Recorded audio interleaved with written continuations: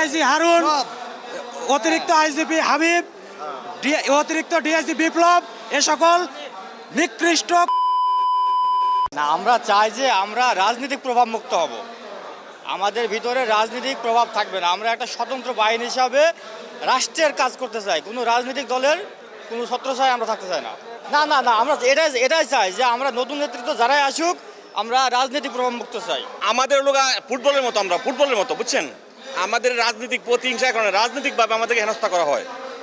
আমাদের আর কোনো সমস্যা নেই, এখানে আমরা সবাই পেটে দেয় চাকরি করি। বাংলাদেশ পুলিশ বাহিনীর উপরে যারা আক্রমণ করছে তারা যদি ভিতরের ক্ষতটা জানতো যে পুলিশ বাহিনী কতটা অসহায়, তাদেরকে এই জনসাধারণের প্রতিপক্ষ করার জন্য কারা দায়ী তাদেরকে খুঁজে খুঁজে বের করে মারতো, আমাদের ভাইদেরকে এভাবে বুকে লাথি দিয়ে হত্যা করতো না। আমার আপনাদের মাধ্যমে বিনীত অনুরোধ, এখনও আমাদের পুলিশ বাহিনীর বিভিন্ন পরিবারের উপরে হামলা চলতেছে, বিভিন্ন পরিবার অরক্ষিত আছে, আমাদের সন্তান সন্ততিরা এখন নিরাপদে বাঁচতে পারতেছে না। আমি চাই যে স্বৈরাচারী শেখ হাসিনার নির্দেশে আমাদের সিনিয়র কর্তৃপক্ষ যারা নিজেদের পদ পদবীর জন্য আজকে আমাদেরকে মৃত্যুর মুখোমুখি ধার করিয়ে দিয়ে পালিয়ে গেছে তাদের খুঁজে বের করুন, তাদেরকে শাস্তি দিন। আমরা যারা অধস্তন হুকুমের গোলাম মাত্র, আমাদের পাশে আপনারা থাকুন, আমরা আপনাদের সাথে একমত জানাচ্ছি। সিচুয়েশনটা আসলেও আমাদের বর্তমান বা তৎকালীন যারা দায়িত্বে ছিলেন তারা সবাই আমাদের শোষণ নিপীড়ন করেছে, তাদের হুকুম পালন করতে বাধ্য হয়ে আজকে জনতার মুখোমুখি হয়েছি। তারা আসলেও আমাদের বিক্ষোভের মুখে আছে, কেউ আমাদের সামনে আসতে সাহস পাচ্ছে না। তবে হ্যাঁ, আপনাদের মাধ্যমে একটা কথা বলতে চাই, বর্তমান সময়ে আজকে যে প্রজ্ঞাপন দেখলাম, যাকে কমিশনার হিসেবে নিয়োগ করেছেন মইনুল ইসলাম, ওনাকে যতটুকু জানি একদম প্রজ্ঞাবান, একদম মানবিক পুলিশ অফিসার।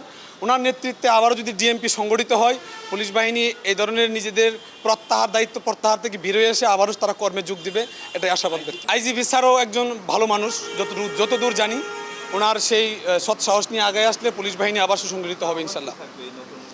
আহ্বান থাকবে যেন ভবিষ্যতে এই যে চলমান পরিস্থিতিতে যে শিকারটা হয়েছে পুলিশ বাহিনী, এই পুলিশ বাহিনীকে যেন জনসাধারণের মুখোমুখি দাঁড় করানো হয়, দাঁড়িয়ে যায়, এই ধরনের পরিস্থিতির সৃষ্টি না করে। আমাদের বাহিনীর অধস্তনদেরও কিছু দাবি দেওয়া আছে।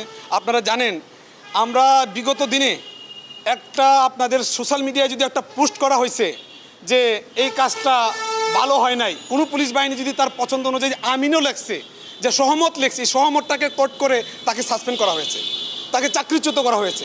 আমরা এতটাই নিরুপায়, এতটাই অসহায়।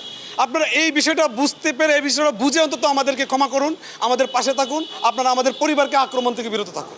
আমি আপনাকে আসলে বাস্তবতাটা বলি, আমাদের পুলিশটার একটা বৃহৎ ইউনিট, এখানে সিআইডি, এসবি, ডিএমপি, র্যাব, আরও একটা বিভিন্ন ধরনের শাখা প্রশাখা আছে। আগের যে অ্যাসোসিয়েশন ছিল তারা ওই দলের বা ওই রাজনৈতিক মতো পৃষ্ঠের লোক, তাদের তো প্রশ্নই আসে না এখন তাদের কথা এই অ্যাসোসিয়েশন চলার। তবে এখন বিক্ষিপ্তভাবে বিভিন্ন জায়গায় বিভিন্ন বক্তব্য দিচ্ছেন। এগুলা সবাই একত্রিত হয়ে সংগঠিত হয়ে একটা পূর্ণাঙ্গ কমিটি গঠন করার পরে যে বক্তব্যটা পাবেন এটা বাস্তব বক্তব্য। এখন যেটা আছে এটা ইন্ডিভিজুয়ালি। আমাদের দাবি এই যে আমাদের দাবি আপনাকে দেখাচ্ছি, এই যে আমাদের দাবি, আমাদের সকলের দাবি। আমি চাকরি ছেড়ে দিতে চাই, আমি আর এই চাকরি করব না। তো যে চাকরিতে আমার ভাইকে মেরে ফেলা হয়েছে, আমার সহকর্মী ভাইকে পুড়িয়ে মারা হয়েছে, আমাদের থানাকে লুটপাট করে নিয়ে গেছে, সম্পদ না হয়, এটাই আমাদের একমাত্র দাবি। আমরা দলীয় মুক্ত থাকতে চাই, আমরাও যে জনগণের সেবার জন্য এখানে পুলিশ বাহিনীতে এসেছি।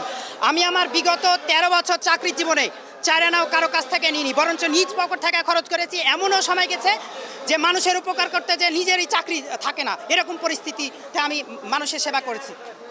আমাদের সবাই না, আমাদের পুলিশ বাহিনীর ঊর্ধ্বতন কর্মকর্তাদের বিচার চাই। এদের কারণে আমাদের ভাইদের হতে হয়েছে। হারুন, আইজিপি আব্দুল্লাল মামুন, তারপরে মনিরুল, তারপরে আরও নাম না জানা অনেকই আছে যারা মানে তাদের হাজার হাজার কোটি টাকা, আমাদের ব্যাংকের টাকা লুট করেছে এই বেনজির, অন্য কোনো টাকা না।